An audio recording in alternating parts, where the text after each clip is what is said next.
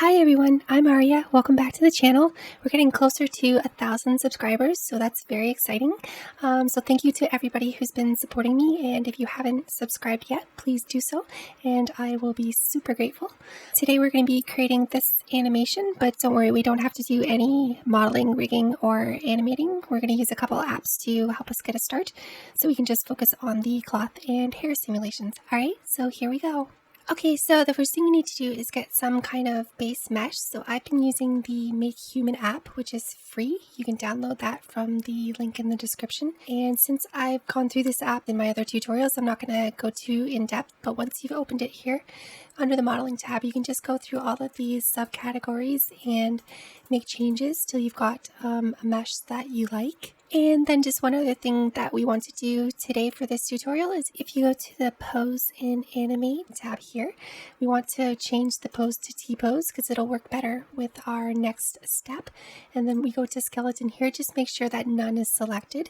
That will cause errors in the next step as well, so just make sure you've got those two things. And then once you've got that and are happy with your mesh, you can click back over to Files here, and you can just make sure that you save your project by hitting these three little dots here and save your project in case you want to come back to it.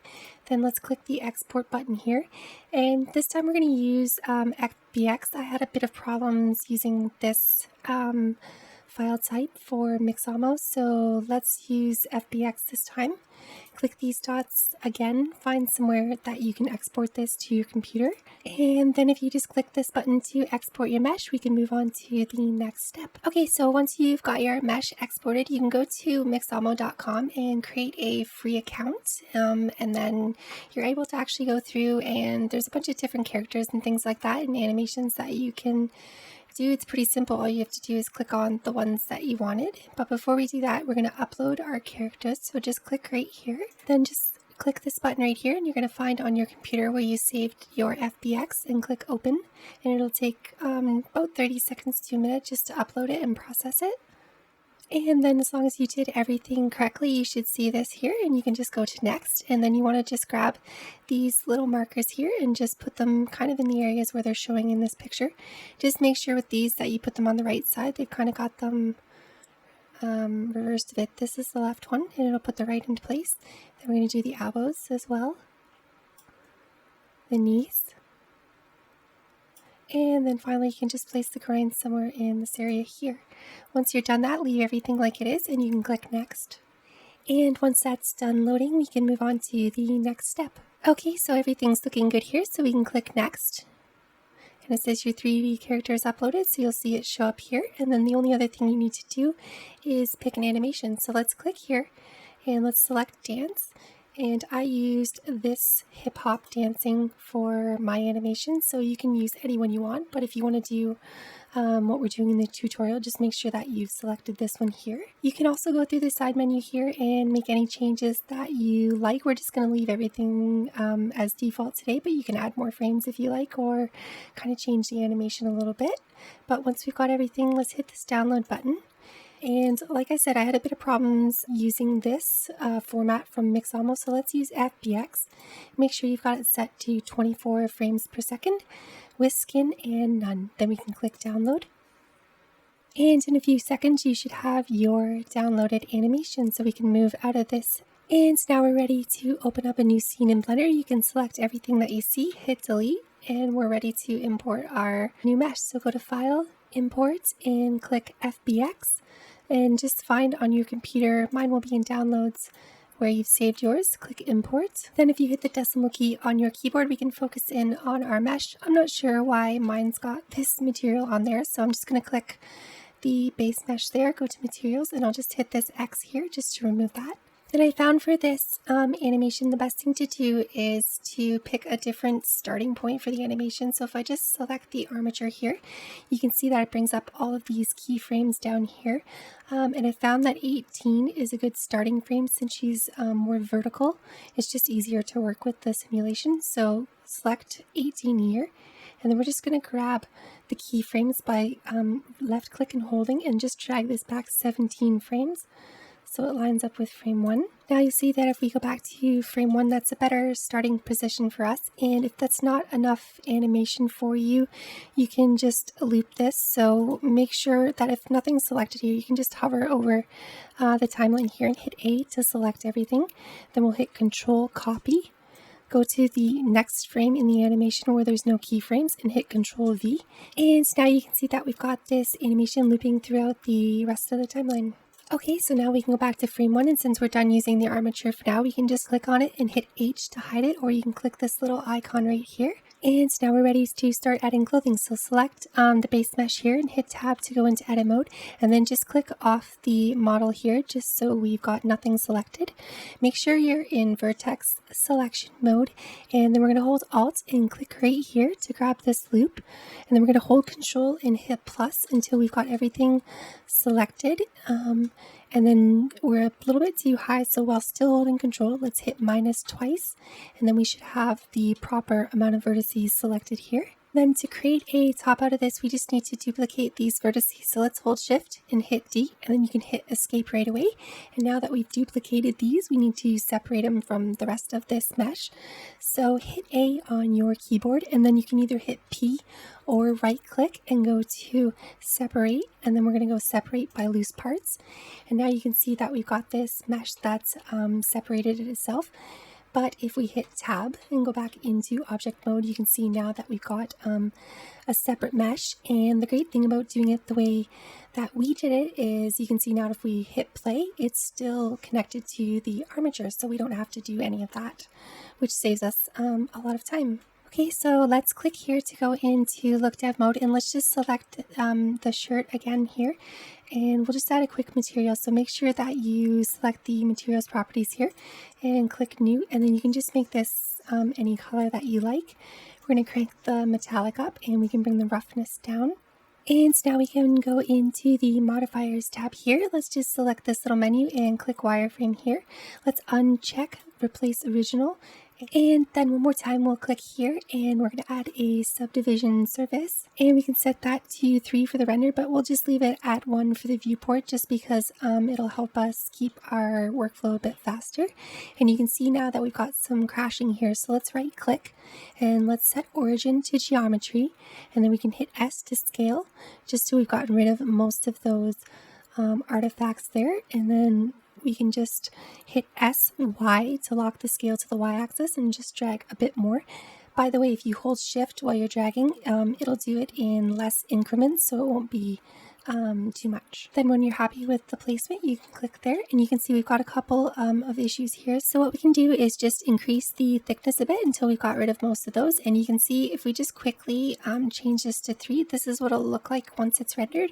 But for now, let's just leave the viewport to 1 for speed. Alright, so now that that's done, we can move on to creating her skirt. So let's add a new mesh by hitting Shift A. We'll go to mesh here and click cylinder. And then we're just going to hit S to scale, and then just drag our mouse inwards till it's something more to the proper size. Hit GZ to bring it upwards, and we're just going to try to line it up near her hips. So hit S to scale again, GZ to bring it up, and we also want to bring it forward, so GY, and we can just bring it forward on the Y axis. And then we'll just scale it a little bit more, bring it up, GZ. Okay, and that should work just fine. So the next thing we need to do is hit tab to go into edit mode, and we're going to hold Control and click R to add a loop cut, and then hit escape right away to leave the loop cut right in the center there.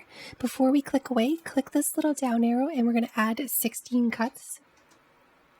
Now we can click away, and so now let's click the face select mode here. We want to click the top face here, shift select, and click the bottom face. Then we can hit delete faces to remove those. We won't need them. Then we're going to hit 1 on the keyboard, or you can click here to go back into vertex mode and hold Alt, and then click this loop here to select this entire loop. Let's turn on proportional editing by clicking here, and then you can see now that if we hit scale, it's going to scale everything because our proportion is way too big. So we can scroll up on the mouse to make that influence a lot smaller, and then we can start bringing this in here just so till it's something a little bit closer to her hips. Okay, and then we can just come around to kind of like the side view here. Let's turn off proportional editing, and then we're just going to hit SY to scale this top loop cut on the Y axis. So bring it in as close as possible before it starts crashing too much. We can fix that. So GX, just bring it over a little bit. And then we can just select these two, clicking and shift select those, and we can just bring them out a bit by hitting G and then just drag the mouse. This one here too, select it, G, and just drag it out a bit. Then even though this is not really looking like a skirt yet, it should work. So let's, one more thing here, let's alt select this bottom loop, hit Control plus to grab a few more. We're going to turn back on proportional editing, hit scale, and then we can start dragging out. And as you drag out, scroll down on the middle mouse key just to bring up the influence a bit, and we can just make this more of a cone shape there. That should be just fine. Then we'll click. And then the last thing we want to do is to just create a group that we can use for kind of like an elastic for the waist. So hit 3 on your keyboard, or you can go up to face select here. We're going to click away so nothing's selected, and then alt click here, and then we can hold Control plus to grab the second loop there as well. And then if you click over here onto object data properties, you can see that we've got vertex groups here. So hit plus, and then we can name this waist or whatever you want. Then click Assign. Awesome, so now we can hit Tab to go back into Object Mode. Let's right click and Shade Smooth. And so now we're ready to add our cloth simulation. So again, make sure you got the skirt selected here. Let's go into the physics properties here and we can select cloth. I'm gonna do 12 for mine, but if you don't have a powerful computer, you can leave it a bit lower. This just helps. And let's change the weight to 0.6. which will just keep the skirt from bouncing around too much. And then we can change these here to 10. By the way, in Blender, if you click and drag over a couple different windows here, you can do both at the same time. So you'll see that I can change both of those values. And then we'll change the bending to something like 0.3.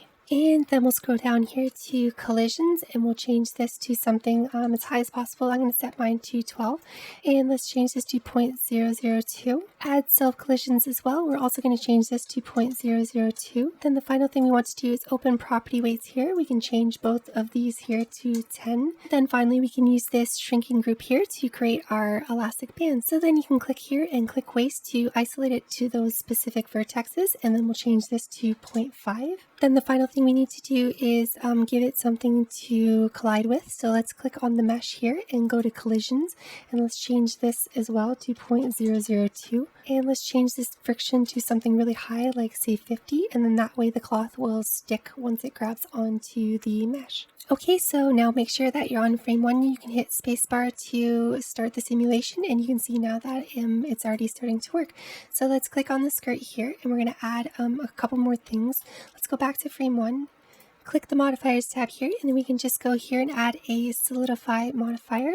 Maybe change this to something like 0.02, and then the final modifier will be a subdivision surface. So let's set the render and the viewport to either 2 or 3, whatever works for you. And now if we play the simulation, you'll see it's working a lot better and it's looking a lot more like a skirt. And here's the elastic and everything like that. Awesome, so now that we've got the base simulation, you can go through and make any changes that you want. Just go back into the physics properties here. Maybe make it just a little bit heavier just to give it a little bit more weight when it falls. And let's try that. That's looking really good. So let's leave it there. The only other thing that we need to do is obviously the first frame is not looking great. So there's a couple ways that we can fix that. One is the easiest way is to just go to something like frame 4 and render from there. But that's probably not what you want. So a couple other things you can do is if you go to the cache settings here, you can set the simulation start to 0. And then when you bake it, you'll see, let's just do a few frames here. Now you can see that when we go back to frame 1, it's looking a little bit better. So now if we delete this bake, it'll stay that way. You can start the simulation even earlier, but just be careful because we do have animation before frame 1. So it will affect that. If you do want to do that, you're just going to have to delete all of these frames kind of before frame 0. So you can just go like this, hit delete, and delete keyframes there. And now if we click the skirt and go back down to the cache settings, we can set this to something like -10. And now if we bake it, it'll start baking obviously before frame 0. And the only other thing that I did with the skirt is just add a material. So that's basically it. Okay, so once you're happy with everything, you can hit delete bake if you've got one and just bake the entire animation. And once that's done, I'll come back and we can move on to the final step, creating the hair dynamics. Alright, so now that that's finished, we can just hit play and we can see our simulations working really good. If you guys have any issues with your geometries crashing, you can change the thickness of the skirt, or you can change the thickness of the collisions within the cloth physics or the collisions on the mesh here. I wouldn't mess with that too much though, because it starts to look funny a little bit. You can also try changing the mass of the vertex. I found that this helps. But the biggest thing that helps is just making sure that when you create the initial cylinder, just make sure that it's wide enough so that there's a lot of room for the geometry moving underneath, depending on what your animation is. Alright, and the final thing that I wanted to show you was just how I dealt with the hair in this. It's a little different than my other tutorials, so let's just click this. You can hit H on your keyboard or click here to hide it. And we're just going to go back into flat shading mode here. Select the base mesh, hit tab, and hit 1 on your keyboard or click here to go into vertex selection. I'm going to do this super quickly just to show you guys. Let's add a scalp, so Control plus. And then we can zoom in here and let's just remove some of this here. So Alt Shift click to remove some of this geometry here. Let's remove the sideburns here. These as well. And that one as well. Alright, so now we can hit Shift D and escape to create a new set of vertices, and then we'll hit A to select everything, P and separate by loose parts, and then we can hit Tab to go back into object mode. And now we're ready to create our hair. So let's go into the particle properties here, and we can hit plus on this to add a new particle system. Let's click hair, and then we can change the length to something like 0.5. Let's change the segments to 25 and click hair dynamics.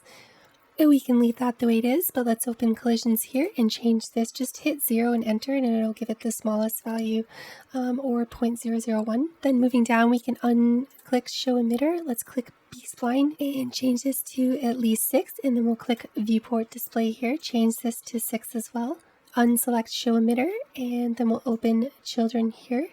Select interpolated, and we can just leave everything like it is except for here. Let's click long hair, and then finally let's just open up the kink settings here and go to wave, and let's change this to 0.02.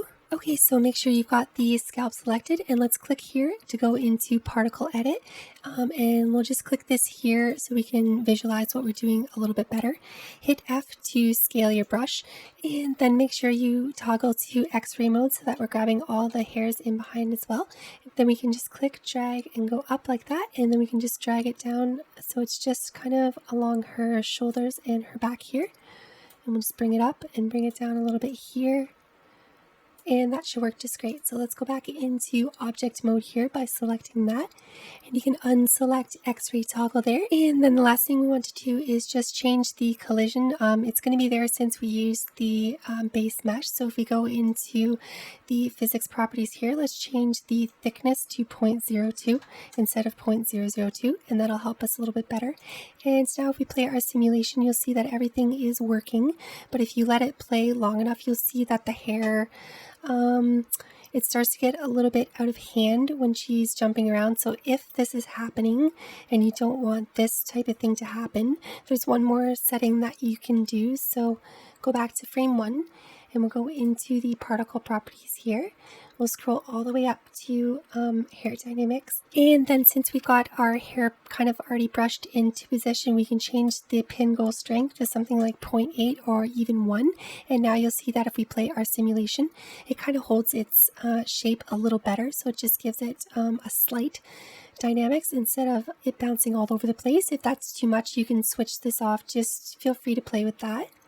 And then of course, when you're happy with everything there, you can bake all of your simulations. So if you click here and bake, we'll finally bake our hair simulation. Alright, so now that everything is baked, we're pretty much done with our tutorial for this. You can hit play, you can see all the things working together here.